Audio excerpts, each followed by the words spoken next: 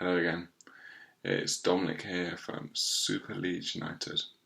In this video, I'm going to be giving a pre-season preview for the upcoming Premier League season for Leeds United. I'm not going to be talking about other teams. In my pre-match previews, I'm going to go into a bit more detail on the other teams, what I think about them. But today, it's just my thoughts of Leeds going into the season, my hopes, expectations, the squads that stands, that sort of stuff. So this season, I think we will get into the top 10 again. I feel we could get any of the places between 7th and 10th. I don't think we're going to push up to 6th or above yet. I think if we invested more, possibly, but 7th to 10th is quite good. I think that depends on how we are with injuries. I don't think we will be top 10. We'll be higher than 10th, 9th if we have a pretty much injury-free season. And if we do so, that's when we are pushing for 7th place. So if we start the season and continue how we ended last season, that's going to be absolutely amazing. Obviously, that won't be able to maintain that for the whole season. Otherwise, we would be top 4, and I don't think that will happen. But if we do get good runs like we did at the end of last season, the defence, if that sorts itself out still, so this remains as it was at the end of last season, that would be amazing. And if we do carry on good runs of form as we had at the end of last season, I think we'll do pretty well, and possibly next season we'll be on the European tour, even if it's just the European Conference League. My thoughts of a fully fit squad are, I think our best 11 would be Melier, Ayling, Koch, Llorente, Firpo. I've not seen much of him, but I think he'll be good at left back. Then we have Phillips in front of them. Then we have Rafinha on the right. We have Dallas and Rodrigo in the middle, with Rodrigo pushing a bit further forward. And we have Harrison on the left with Bamford up front. I'm going to be talking a bit more about each position in my Manchester United preview. But I do think we've got a good set of interchangeable players on the bench as well, who will feature a lot this season, as always do in Bielsa's squads. He likes to keep them thin, and I think that's quite good. We have a good team and good depth, I think. Even though there's not lots of players, we've got players who can play multiple positions in the first team squad and also on the bench. So I think that will come back in really handy for us as the season progresses. And I'll talk a bit more about that in the Manchester United preview as well. My hopes this season, other than the top 10 finish, are that we get to see more of the youth team players coming in. Obviously, we had an amazing season last year. They won their league. In a tougher league this season, so we'll have them able to see them against tough opposition as it is. But also, I hope to see some of the names coming in to the first team, see on the bench regularly, especially now it's 9 players. The likes of Geldhart, Somerville, Greenwood, Drama, maybe Bate if he featured well for the under 23s as well. I think with that we've got a good set of young players, and I think a lot of them could really follow in Stroik's footsteps and really cement themselves in the first team squad and possibly play lots of team football in that first 11. So hopefully, especially for 9-man bench this season, we'll be seeing them making a lot more progress, and that will be good. Having youth developing is amazing, and Bielsa, he's shown he's good at developing youth players. So if any of those 4 players, 5 including Bate, come on, that'll be amazing. Also, we've got Shackleton. He's been around since Bielsa's first season, and he's not featured over the last few seasons as much as I thought he would. When I saw him in that first game against Swansea, where he came in last minute of Ayling, I thought this guy's going to be playing lots for us, and he's not.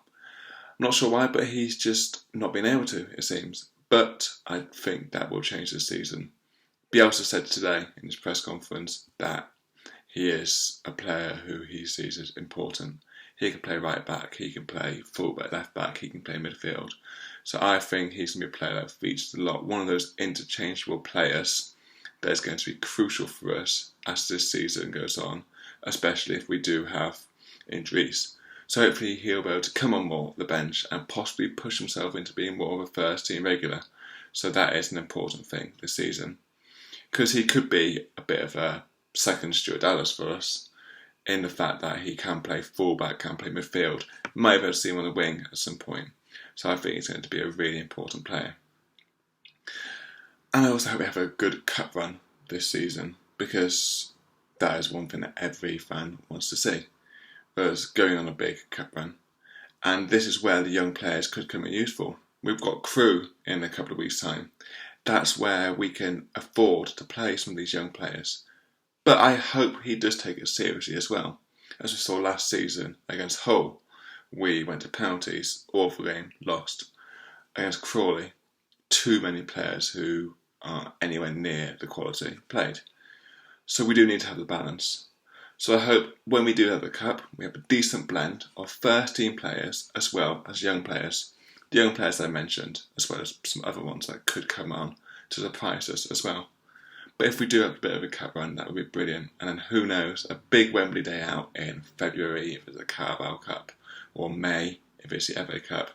It is what us Leeds fans deserve for what we had to put up with for the last, 16, 17 years and more. So a good cup run in our first season back with fans, obviously second season back in the Premier League, will be absolutely amazing and just what we deserve. A big Wembley day out would be the icing on the cake as well. I am worried in some ways that we haven't acted enough in this transfer market. I'm really happy with the acquisition of Furbo. He looks like he's going to be a quality player, and tying Harrison down is amazing as well. And it is good to see, obviously, the youth investment, because that's where we initially got players like Drama, Somerville, Geldhart, Greenwood last season, who are this season going to push more into their first team. And Bate, he could be one this season as well, that features. But it would be good to see some initial signs that challenge the first team. A lot of people talk about how midfield is the position we need to improve the most.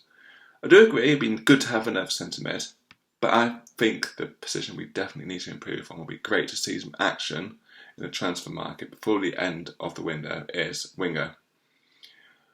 Harrison and Rafinha are amazing. They are top quality midfielders, so good at creating. Harrison's going to be pushing for the England squad, Rafinha for the Brazil squad, and that is really good to see. But then we've got Costa, who he's not worth the money we paid from last season. And Poveda, other than glimpses in that Manchester City game at the start of last season, he's not been the player that we thought he would be. Somerville, he looked good for the under-23s and has looked good in pre-season. But again, he's too much of an unknown. He could come into the squad and be amazing, the second choice after Rafinha and Harrison. But we need someone who has been playing first team football regularly as well to come in and be a really good backup, pushing Harrison further, pushing Rafinha further, challenging them for a place. Someone like Ryan Kent from Rangers, they're out of the Champions League now. Let's go for him, because if we have that other winger, I think we're in a really strong position in terms of squad depth to have a really good squad going forward. So I think that is the most valuable player we need other than a midfielder.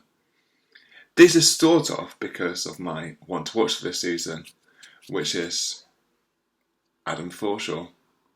We have been absolutely, he has been absolutely unfortunate over the last 2 years, because he has had no start. Well, he's not been able to play because he's been so unfortunate with his injury. But at the start of the season we got promoted, he was amazing. He was almost the first name on the team sheet until he got that injury. He played some great football. So if he can get back to some fitness, and nobody else has been saying today, it is still a long process for him. He's not played football in 2 years. And that is right, that is true. But if he can get back to some level of fitness and play at that sort of level he was at the start of the season we got promoted, it will be like a new signing. He will be a great player to have in the ranks for us. So because of that, I don't think our midfield is the top priority, because we got him. Then we got Shackleton, who can play midfield and is looking really good. We got Phillips, Dallas, Rodrigo, Cleek, young players like Bate coming through. So actually, with a fit Forshaw and the development of Bate, hopefully, and Shackleton, I think midfielder is actually a secretly strong position for us. Obviously, it's not as good as the depth we've got for centre-back, which is really good. Or, centre-back is the best position I think we've got in terms of depth. But I think midfielder could be second centre-back in terms of depth, actually, when you consider the options we have for interchangeable players. Another thing for us to consider going forward this season is that last season, I don't want to be all Liverpool, but we had lots of injuries. We had so many injuries last season. Other than Rafinha, all of our big signings, so Llorente, Koch and Rodrigo, they were out for significant portions of the season. Llorente, we never got to see him properly until the end of the season, and when he came in, he was absolutely phenomenal. Koch started off brilliantly, and then he got injured. And Rodrigo, he was injured, had COVID, but then we saw glimpses of him at the end of last season, and he was brilliant. He looked like a really good player that we could really develop this season. So hopefully we can keep these fit for as much of the season as we can. I know obviously at the moment Llorente, he's out. He won't be playing for the next 2 weeks. We probably won't see him until after the international break. But if we can keep as much of the team fit as we can, we're going to have a really good season. At the end of the season where we had more of our options again, especially Llorente and Rodrigo, we were playing the best football we've played. We had that amazing run where we played all of the scumbag six and we did really well against them. So, hopefully, we will be able to continue on that upward trajectory with an injury-free season for the majority of our players. Tomorrow, in my Manchester United preview, I'm going to go into more of my expectations of the game. But I'm going to give my expectations of the first 5 games, where it's a bit tough, some of them, but we've got some easy ones as well. Obviously, I think Everton and Burnley, we should be beating. Manchester United, Liverpool, that's going to be tougher. But a solid 7 to 10 points from our first 5 games will be a good outcome, I think, especially playing Manchester United and Liverpool in those games as well. So I hope you've enjoyed this little pre-season preview that I've given. It's not too long. I'm going to try to keep the videos not too long, no more than 15 minutes hopefully. Sometimes I might go over, but I'm going to keep them at this sort of length. And I hope you've enjoyed hearing my expectations for the season. Please comment any of your thoughts, if you agree with what I've said, disagreed, any questions you have as well for me to answer, possibly in future videos, and what you think is going to happen on the season going forward as well. And join me tomorrow for my preview of the Manchester United game, where I'll be going into more detail of my thoughts of each position. I'm going to go into a bit more detail on Manchester United as well, talk about what I think about their squad as it is, and talk about how I think the game might play out. Please follow me on Twitter at SuperLUFC1919, and please subscribe to my channel below, and like this video, and please comment. I want to grow this channel going forward. It's launching just before the start of the season, and I know there's so many Leeds United channels out there, so many Leeds United podcasts, so I know it's a big market, but please help my channel grow, and it'll be amazing to see viewership grow as the season goes on. But thanks for joining me, and I will see you tomorrow for my Manchester United preview.